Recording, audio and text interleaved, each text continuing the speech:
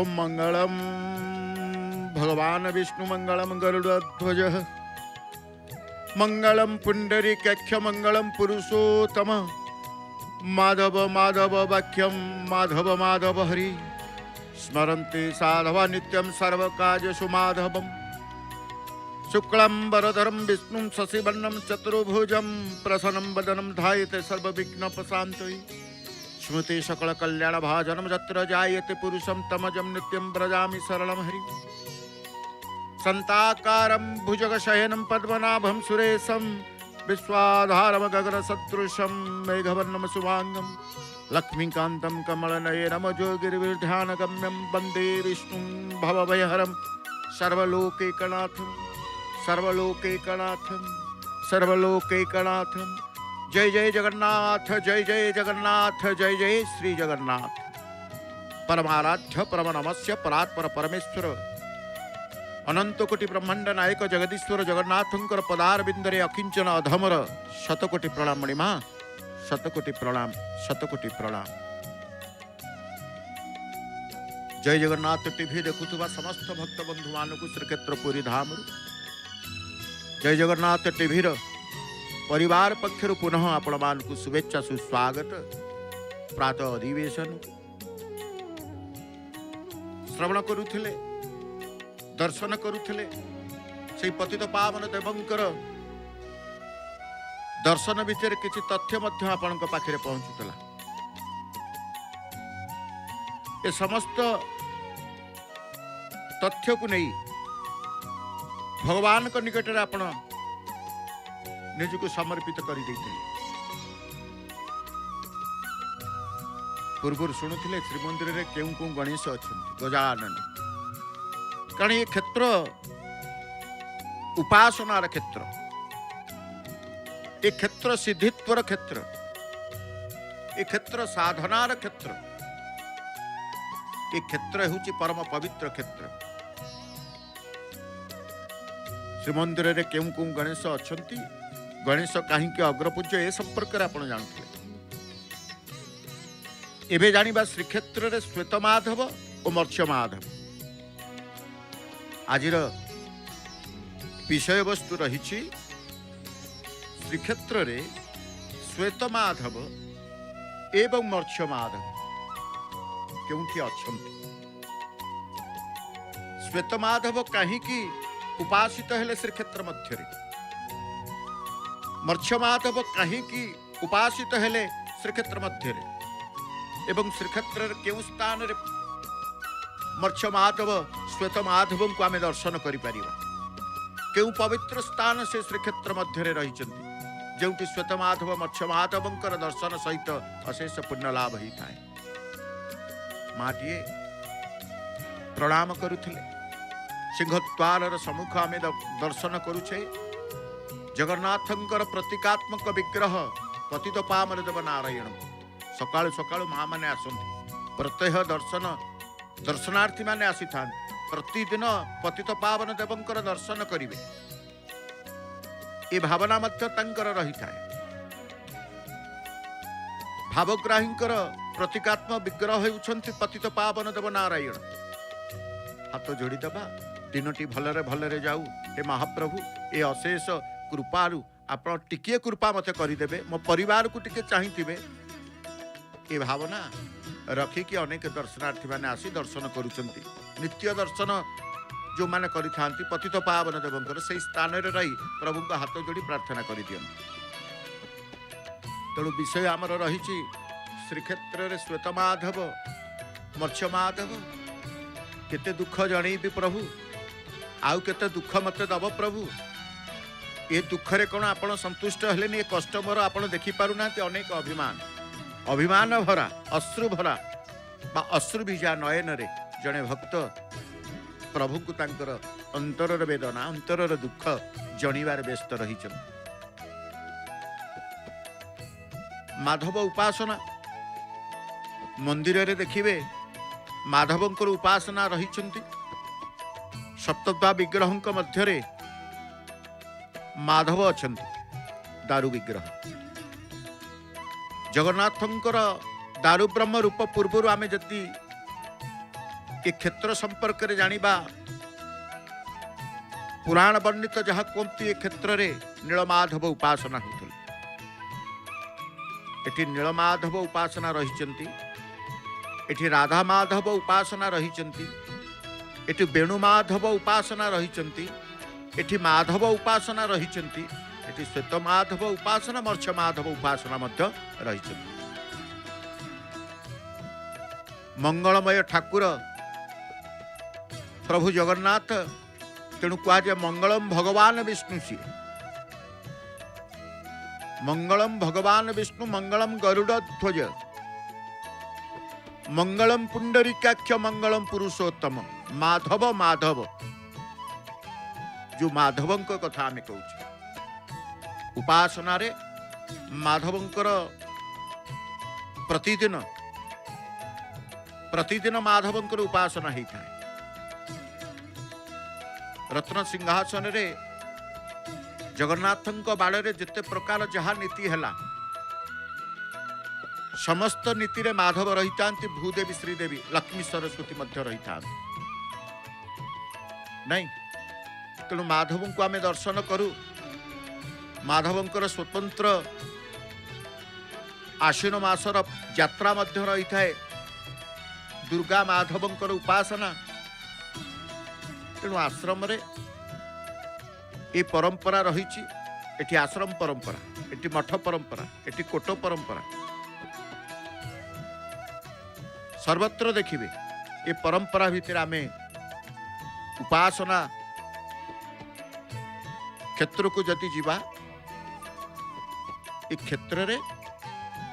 अनेक तीर्थ पुष्करणी रही जो तीर्थ पुष्करणी पंचतीर्थर आम कथा कहूचे पंचतीर्थ तन्मध्य आमे श्वेत गंगा जो अवस्था आविर्भाव होती से स्थान रे रही श्वेत माधव मर्छ माधव आज जिते आम देखुचे 12टी होची को बार ना 12टी होची आपण कहिबे बुधवार नील रंगर लुगा पिंधिबे घोड़ा मध्य नील रंगर रहिबो तेणु ये वस्त्र श्रृंगार प्रभुंकर चलिला पतित पावन देव नारायणकर वस्त्र श्रृंगार जो वस्त्र को सी ग्रहण करिवे प्रत्यह प्रतिदिन तंकर वस्त्र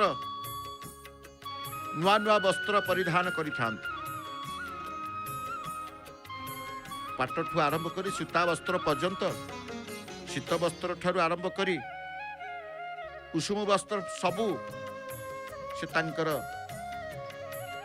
ग्रहण करिथांती प्रभु तेणु परम पावन पुरुषोत्तम क्षेत्र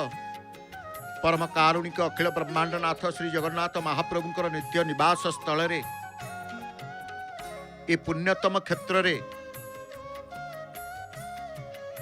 आविर्भाव होती गंगा देवी जो गंगा देवी को आम कहूचे श्वेत गंगा पंचतीर्थ मानक मध्य श्वेत गंगा तीर्थ अन्यतम ये श्वेत गंगा संपर्क रे कपिल संहिता कहतु मुक्ति चिंतामणि कहतु नीलाद्रि महोदय कहतु वामदेव संहिता कहतु ग्रंथ रे श्वेत गंगा संबंध रे विस्तृत भाव रे उल्लेख रही जो द्वार देखुचे प्रभुंकर सिंह द्वार वा श्रीमंदिर दक्षिण दिगरे थिबा बाली साही जो बाली साही 8 साही मध्य रे एक स्वतंत्र साहीटी जो साही की बा जो साही रे आश्रम रही जो साही रे जगा घर रही जो साही रे शक्ति उपासना रही से साही हूँ श्रीक्षेत्र बाली साही स्वतंत्र बाली साही जो उआंस दांड श्यामाकाली बाराही दक्षिण काली त्रिशक्ति को नहीं मध्य ये साई गर्भित बाट लोकनाथ एवं मशाणी महावीर सोलाखिया बरगछ एभली अनेक जगह अखड़ा को नहीं साही बाली साही रे ही पवित्र श्वेत गंगा सरोवर किंवदंती उहे ये सरोवर संपर्क रे सत्य जुगरे श्वेत नामक जने राजा बटसागर मध्यवर्ती पवित्रतम स्थान रे एक महान यज्ञ अनुष्ठान करथिले अनुष्ठित करथिले यज्ञर परिसमाप्ति परे यज्ञ कुंड रे स्वयं गंगा देवी आविर्भूता होइथिले कारण श्वेतरजांकर भक्ति श्वेतरजांकर श्रद्धारे एते प्रीत एते प्रसन्न गंगा देवी होइथिले स्वयं से आविर्भूत हेले महाराज श्वेतंक द्वारा स्वयं गंगा देवी एठार आविर्भूत होइतिबारु ई पवित्र सरोवर नाम श्वेत गंगा होइछि। अन्य एक किंवदंती मध्य रहिचंती बंगदेशर राजसई अंतर्गत पुटिया राजा नरेश नारायण कन्या सची देवी हरिदास गोस्वामी शिष्यत्व ग्रहण करने पर श्रीक्षेत्र रे वास करथिले से थिले श्री जगन्नाथ महाप्रभुंकर अनन्य भक्त तेणु श्रीक्षेत्र छाड़ी अन्यत्र जीवाकु तांकर इच्छा नथिला। एकदा कृष्ण त्रयोदशी तिथि रे गंगा नदी रे बारुणी स्नान जोग पड़िबार बहु तीर्थयात्री श्रीक्षेत्र सेठाकु जीवाकु बाहरिले कारण बुड़ पकेबार गोटे तिथि आसी थाए सर्वे आमे बुड़ पकई पुण्य अर्जन करि थाउ द्वादशी रे बुड़ पड़े त्रयोदशी रे बुड़ पड़े बहु तीर्थयात्री श्रीक्षेत्र बाहरी किंतु सची देवींकर ई पवित्र स्नान करने निमंते इच्छा थिले मध्य मठरे थिबा ठाकुर मानकर सेवा पूजा व्याहत हेबा दृष्टि से सेठाकु जाई पारि नथिले बा जीवाकु इच्छा करि नथिले किंतु मन भितर तांकर छटपट हेबाकु लागिला जाइथिले हेई थांता ए भावना प्रभु तांकर जानिछन। बारुणी स्नान पूर्व रात्र रे अकस्मात स्वयं प्रभु जगन्नाथ महाप्रभु स्वप्न रे तांकु देखा देई कहिले सची तुमे आगामी काली मठ सम्मुखस्थ सरोवर रे स्नान करिवो स्वयं परम पावनी गंगा देवी से सरोवर रे आविर्भूता हेबे। हठात शून्यवाणी स्वप्न देखिकी सची देवी उठी पड़ते देखिले सची देवींकर निद भांगीगला राति पाइबारु से सही सरोवर को स्नान करने को गले किंतु आश्चर्यर कथा स्नान करू करू सची देवी सरोवर निर्मल जल रे भासी भासी ज्ञान शून्य अवस्था श्रीमंदिर गर्भगृह निकटरे श्रीमंदिर गर्भगृह जो प्रभु अच्छा सिंहासन रत्न सिंहासन से उपस्थित है सेठारे से आखि खोली देखते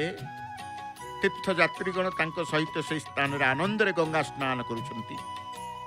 स्नान स्थानटी अत्यंत कोलाहलपूर्ण रही श्रीमंदिर द्वार खोलिबा परे देखागला गंभीरा मध्य केवल सची देवी ठिया होइचंती तांकु सेठारे एकाकी देखी चोरणी आख्या दे बाहर को बाहर कर दियागला। सची देवी म्रियमाण होई मठ को फेरी आसले से म्रियमाण अवस्था को भगवान किंतु दृष्टिगोचर भगवान कर रही निजर परम भक्ता सची देवींकर अपमान को सह्य करि न पारी महाप्रभु राजा मुकुंद देव को स्वप्न रे दर्शन दे कहले राजा तुम्हें त्रयोदशी दिन जहाँ को एकाकी गंभीरा देखिथिल बा गंभीरा एकाकी थिबा देखिथिल से मोर परम प्रिय भक्ता सची मु तांकर स्नान निमित्त मोर श्रीचरणरु परम पावनी गंगा को निस्पृत करिथिली मोर आदेश जो माने तांको अपमानित करिसेंती से माने तांको निकटरे क्षमा भिक्षा करंतु। राजांकर निद्राभंग हेबारु से जाई सची मातांको निकटरे भूल स्वीकार करिथिले सेई दिन ठारु तांकु श्रीक्षेत्र रे लोके सची माता परिवर्ते गंगा माता बोली संबोधन कले। देवी सची माता उपरे अनुग्रह प्रदर्शन करी स्वयं महाप्रभु जगन्नाथ निजर श्रीचरण गंगा देवी को प्रकटित करी से सरोवर मध्य स्थापन करिथिबारु ताहा श्वेत गंगा सरोवर नाम रे ख्यात। यही गंगा देवी बा श्वेत गंगा से श्वेत गंगा श्वेत माधव मत्स्य माधव। तेणु आज आम जो श्वेत माधव संपर्क मत्स्य माधव संपर्क जानिबा यही पवित्र श्वेत गंगा सरोवर निकट रे ही आमे गले दर्शन करि परिबा। श्वेत माधव मत्स्य माधव भक्ति रे दर्शन कले अशेष पुण्य प्राप्ति होता है। ये मध्य वर्णित वर्णना रही जो श्वेत माधवंकर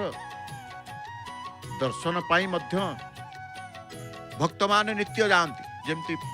प्रभु को दर्शन करने को आसी जगन्नाथ को दर्शन करी अग्निर शिखा अखंड दीपरु तांकर प्रलेप बलि होउछि 22 पावचर भक्त मान आनंद चित्तरे जाउछन्ति प्रभु को दर्शन करने को। गोटे गोटे पावच को प्रणाम भूमिष्ठ प्रणाम न कले मत स्पर्श प्रणाम करुछन्ति। जो पावच को से मुक्तिर पथ भावे ग्रहण करितांते भक्तमान बहिरी पावच 22 पावच श्रीमंदिर प्रमुख स्थान ये अत्यंत पवित्र जो 22 पावच देखुंट भक्त माने गड़ी गड़ी आसुंट आरोग्य कामना करी मानसिकधारी माने कौन प्रकार तांकर शरीर रे रोगग्रस्त था से प्रभु को जनी था प्रभु मु जदि ए रोगु मुक्ति पाइबी आपणकर 22 पावचरे मु गड़ी गड़ी आसबि। ये मानसिक पूरण करने पिला मानकु गड़ी निजे मध्य गड़ी थांती मानसिकधारी माने 22 पावचरे गड़ीबा पुण्यप्रदायक पुण्यदायक एवं आरोग्य कामना करा जाई था। रोग भल हेले गड़ी थांती रोग न होबा पई शरीर सुस्थ रहिबा पई मध्य 22 पावचरे गड़ी थांती। जो 22 पावचरे गड़ी गले आरोग्य सहित दीर्घायु मध्य हेबार ये विश्वास रही था। गड़ी गड़ी गोटे पाहाच गड़ी गड़ी जड़े भक्ता तांकर प्रभु को स्मरण करी प्रभु को चिंतन करी हे प्रभु मते उद्धार करथिले आपण मोर जंत्रणा मोर कष्टरू आपण ही मते उद्धार करथिले। आज भी मते आपणकर डोरी लगे मते पूरी श्रीक्षेत्र को आपण श्रीमंदिर श्रीवत्स खंडशाला 22 पावच को आनी पहुँचे एणु मु कथा देइथिबा मानसिक करिथिबा कथा को मते पूरण करने को सुजोग देइथंती अशेष कृतज्ञता ज्ञापन करी शरणापन्न जाई से तांकर 22 पावचर गड़ी गड़ी प्रथम पावचर गड़ी गड़ी उपरी भागरु गड़ी गड़ी निर्म भाग को आसी गुमुट पर्यंत आसी था गुमुटर पतित पावन को दर्शन करी तांकर 22 पावच गड़ीबार मानसिक तांकर पूरण करी थांती पतित पावन देवंकर दर्शन करी पिला माने तांकर जाउचंती जो पिला मानू को देखुचे से अत्यंत खुशी अभिभावक मानक संगे गले भी मनरे तांकर भारी आनंद थाए। आमे प्रभु को जगन्नाथ को दर्शन करी तेणु जगन्नाथ दर्शन करी मंदिर को बुलिबा परे सुतो पिलांक मनरे गोटे खुशी आसी थाए। तेणु आमे कहिले श्वेत गंगा निकट में श्वेत माधव दर्शन करिवार जो व्याकुलता मन भितर थाए समस्त कारण आमे जतबेले श्वेत गंगा सरोवर निकट को जिबा श्वेत गंगार जल को सिंचन करी श्वेत माधव को दर्शन करिबा मत्स्य माधव को दर्शन करिबा। ये श्वेत माधव मत्स्य माधव निर्माण संपर्क मध्य जहाँ विस्तृत भाव में वर्णना रही थाए कारण श्वेत गंगा सरोवर आमे कहीचे 2 बाटिबा 32 बाण भूमि मादाल पंजरू जहाँ जना जाए। तेणु गोविंद केसरी नामक जड़े राजा क्यों राजा गोविंद केसरी राजा गोविंद केसरी नामक जड़े राजा ये पुष्करणी चतुर्पार्श्व पाहाच एवं ता तटदेश श्वेत माधव एवं मत्स्य माधव मंदिर निर्माण करते। तेणु कटक राजवंशावली नामक गोटे ग्रंथरु जहाँ जना जाए माधव केशरी नामक जड़े राजा श्वेतगंगा निकट में मत्स्य माधव निर्माण करते।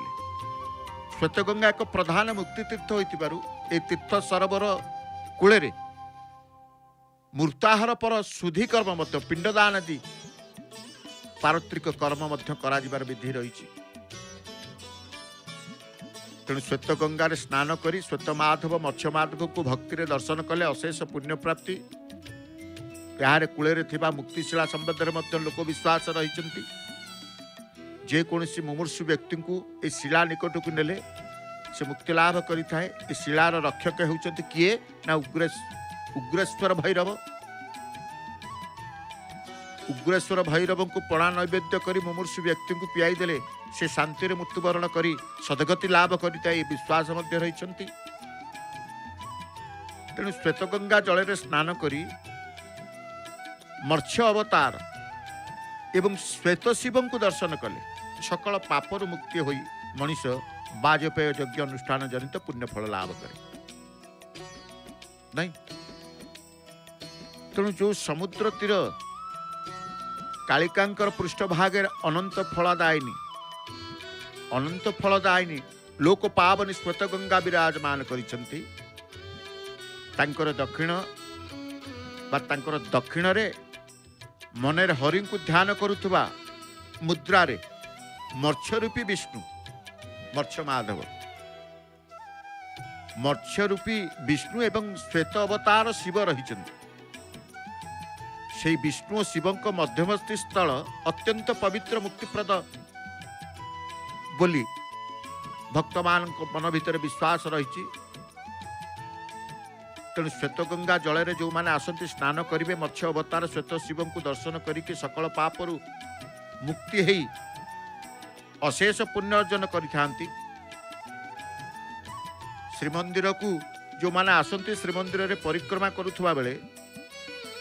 अज्ञानवशत पादरे जिते महाप्रसाद स्पर्श हेले जो अपराध हुए श्वेतगंगा जल रे पाद धौत करी मत्स्य अवतार श्वेत शिव को दर्शन कले ताहा ख्यालित होता है। ये कथा मध्य वर्णना आमे देखि थाउ। तेणु श्वेत माधव को समस्त दर्शन करने को आसी था। आमे कहिचे वामदेव संहिता ग्रंथ रे स्वतः बा स्पष्ट भाव में वर्णित श्वेतगंगा तीर्थ संबंध में वर्णना रही। वामदेव कहते हे पार्वती तीर्थ परिक्रमा काल में महाप्रभु जगन्नाथ को केवल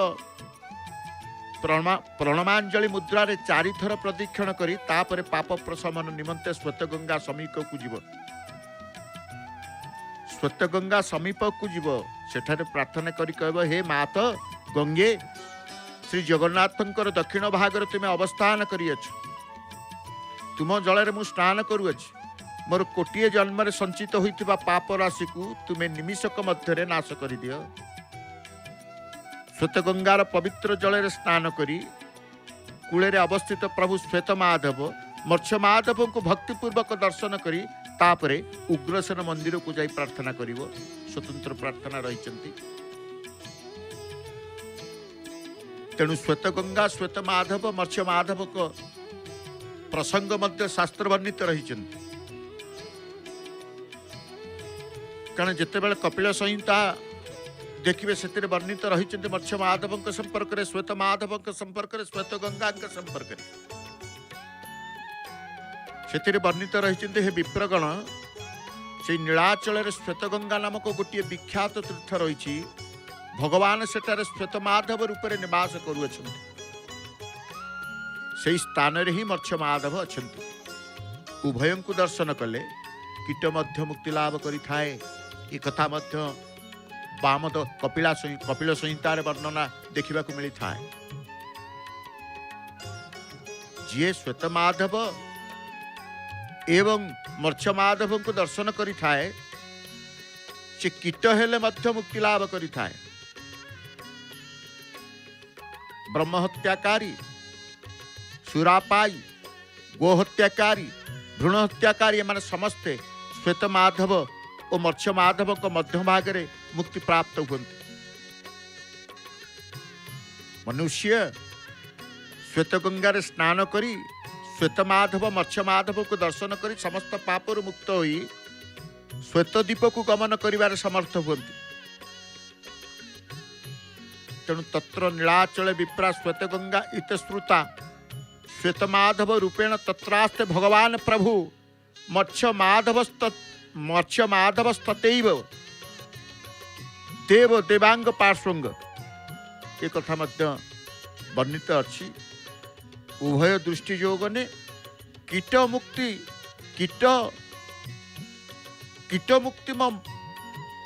मध्य पाई जाती जो मत्स्य माधव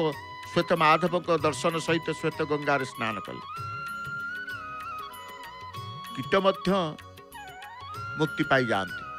ये कथा मध्य कपिल संहितार वर्णना देखा मिले। अनेक पुराण शास्त्र मानक श्वेत गंगा श्वेत माधव मत्स्य माधव विषय मध्य रही। पुरुषोत्तम क्षेत्र में श्वेत गंगा पुष्करणी बा सरोवर प्रख्यात तीर्थ भाव में समस्त आकर्षण केन्द्र बिंदु। श्रीमंदिर को जो माने आसंती श्रीक्षेत्र को जो माने आसंती पंचतीर्थ क्रम श्वेत गंगा निकट में जाई मत्स्य माधवंकर श्वेत माधवंकर दर्शन करि थांती। तेणु ये जो माधव माधव आमे कहूचे से माधवंकर उपासना भितर जेहेतु श्वेत गंगा कूଳରେ हर रहिचंती श्वेत माधव जो कथा कहले भगवान विष्णु रूपी कहीं ना आमे कहले मत्स्य माधव श्वेत माधव जिते बेले देखिबे पुरी को आसंती पुरी रे पहुंची गला परे समस्तंकर मन भितर थाए प्रभु समस्त पापरु मते मुक्त करि दियो। निष्पाप हेबा पई प्रभु को पाखरे व्याकुलता प्रार्थना करि थान। निष्पाप पाप नथिबो तेणु से निष्पाप हेबा पई दुई माधवंकर दर्शन श्वेत माधव मत्स्य माधवंकर दर्शन भक्तिपूर्वक दर्शन। भक्ति न थाई दर्शन कले फलप्रद ही न थाए। भक्ति युक्त ही भक्ति सहकारे मत्स्य माधव श्वेत माधवंकर दर्शन करी। खाली मत्स्य माधव श्वेत माधव कौन प्रत्येक दर्शन रे यदि भक्ति न थाए तेबे दर्शन पुण्य फल बा दर्शन अनुभव बा दर्शन कौन प्रकार फलप्रद आपणकर ही न थाए निष्फल जाई थाए। तेणु आम मत्स्य माधव संपर्क श्वेत माधव संपर्क जिते जानुचे दर्शन कले कीट मध्य मुक्ति लाभ करें। भगवान सेठारे श्वेत माधव रूप ही रही निजे भगवान रही श्वेत माधव रूप तेणु से स्थान अत्यंत पवित्र अतीव पवित्र बोली कहा जाए। पुणी तार निकट में श्वेत गंगा सरोवर सरोवर जलराशि पवित्र एपटे श्वेत गंगारे श्वेत गंगार दर्शन रे पवित्र मत्स्य माधवंकर श्वेत माधवंकर दर्शन रे मध्य पवित्र सबकिछि पवित्रता अनुभव होता है। तेणु से मन भितर भक्तिभाव सृष्टि करी लोक पावनी श्वेत गंगा निकट को जाई अनंत फल दायिनी से गंगा जल श्वेत गंगा जल रे स्नान पूर्वक मत्स्य रूपी भगवान विष्णु को एवं श्वेत अवतार शंकर को हरिहर को दर्शन करिता। आम कहे मत्स्य माधव श्वेत माधव हरिहर कारण मत्स्य रूपी हेले मत्स्य माधव होउचंती भगवान विष्णु श्वेत माधव होउचंती शंकर। सेति पई कुआ जायछि मत्स्य रूपी विष्णु एवं श्वेत अवतार शिवर सेठारे अछंती तांकु दर्शन करिकी मुक्तिप्रद एवं समस्त पापरु मुक्ति पाइबा पाए में प्रार्थना करि थाउ। सेमते अनेक माधवंकर आमे जेतेबेले कहूचे कारण स्वतंत्र भाव में कहले श्रीमंदिर एकक मूर्ति जगन्नाथ चतुर्धा मूर्ति बलभद्र सुभद्रा जगन्नाथ सुदर्शन चतुर्धा मूर्ति सुदर्शन को नहीं आम कहे चतुर्धा मूर्ति जो केवल जगन्नाथ प्रतिमा उपासित ही था ये विधान रही जड़े जड़े जगन्नाथ को केवल उपासना करें जगन्नाथ को उपासना कले चारि मूर्ति उपासना हो जाए जगन्नाथ को उपासना कले सर्वदेवता उपासना हो जाए कारण जगन्नाथ होती सर्वदेवमय विग्रह बोली कहुई तेणु से एकक बा जगन्नाथ को किए पतित पावन स्वरूप किए दधिवामन स्वरूप किए माधव स्वरूप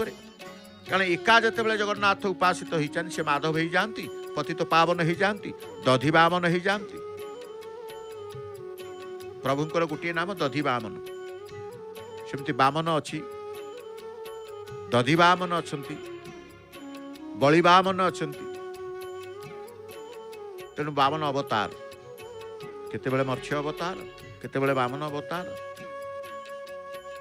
अवतार ही तांको ठारू प्रत्येक अवतार तांको ठारू सी होउचंदी प्रभु अवतारी हमें कहले प्रभु होउचंदी अवतारी तेणु श्रीक्षेत्र मध्य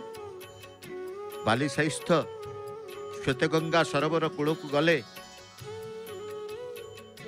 श्वेतमाधव मत्स्यमाधव को आप दर्शन करेंगे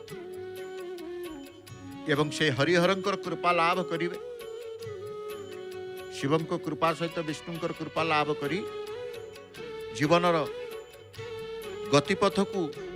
आनंदमय सुखमय करेंगे श्वेतगंगा कूल को जो माने जानती से मैंने स्नानर जी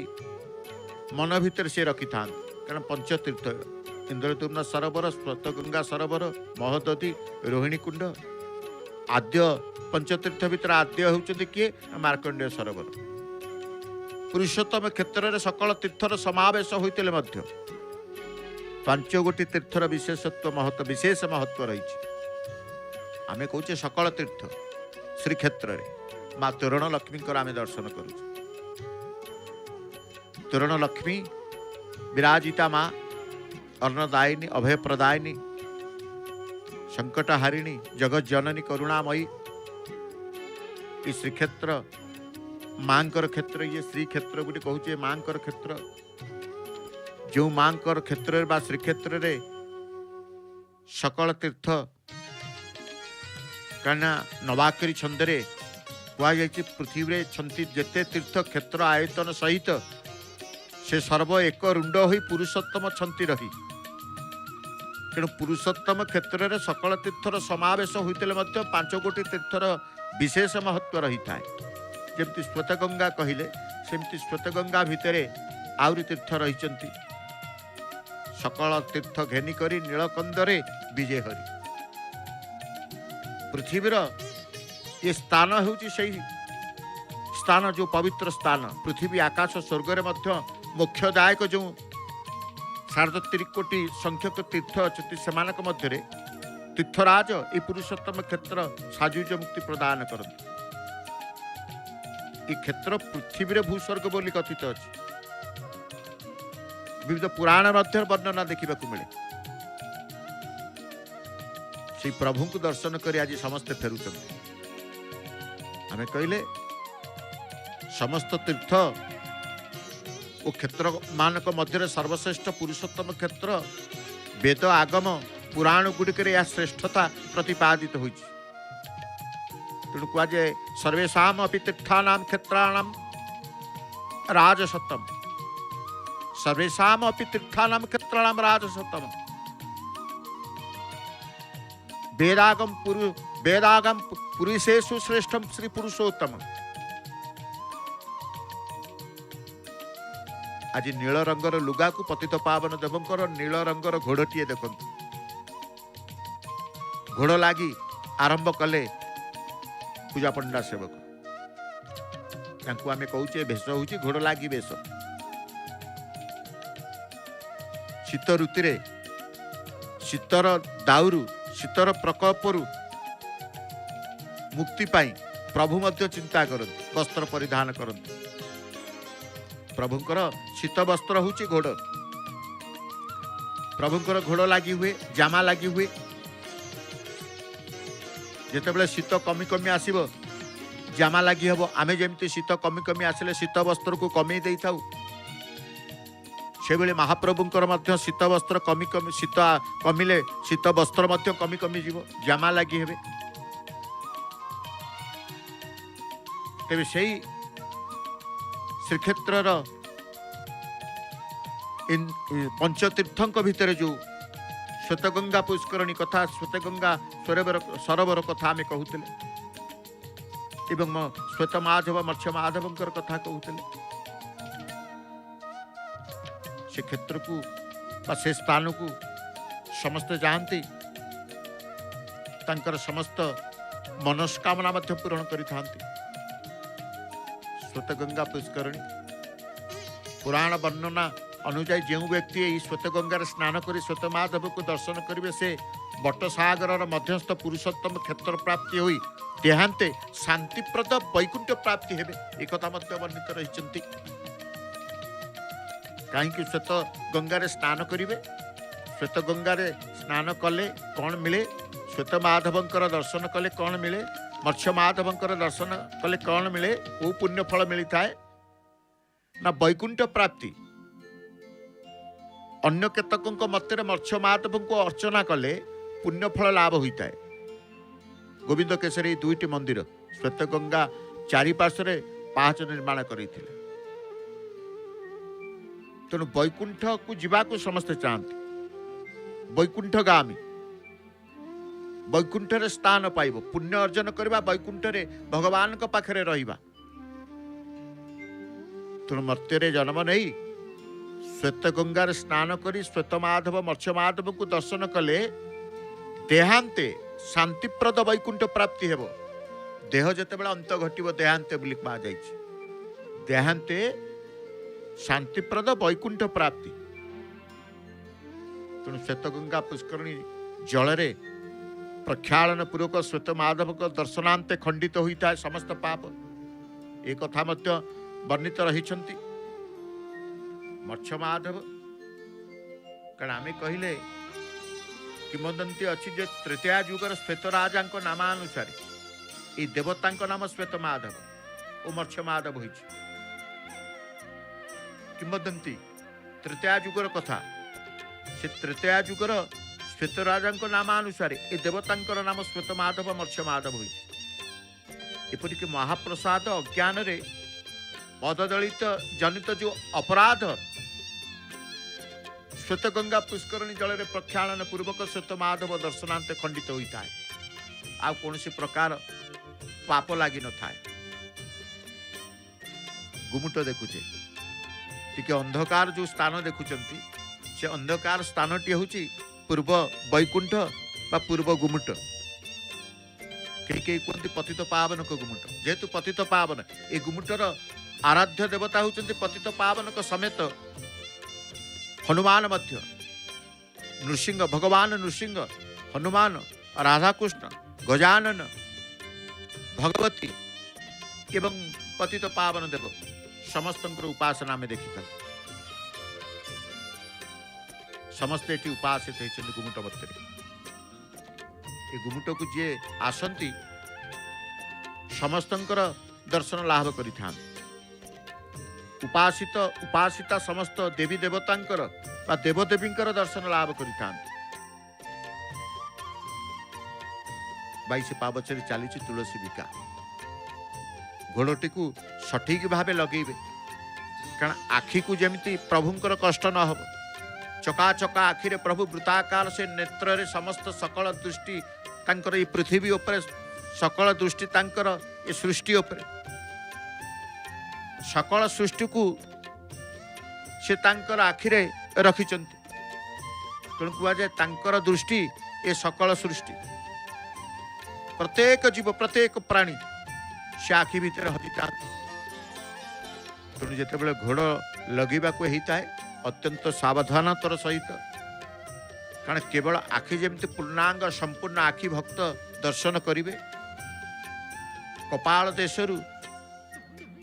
ମୁଖର ଚତୁର୍ପାର୍ଶ୍ୱ ଲାଲି ଅଧର ଖିଲିଖିଲି ହସ ପ୍ରଭୁଙ୍କର